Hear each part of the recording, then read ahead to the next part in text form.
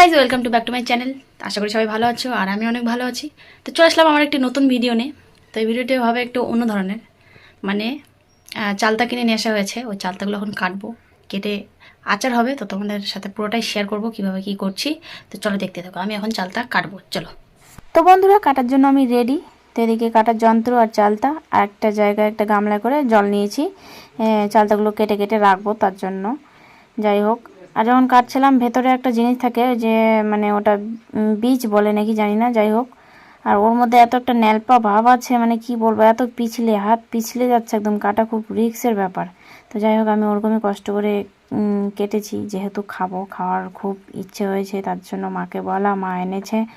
But আমাকে বলেছে তাহলে এবার এটা কেটে রাখিস।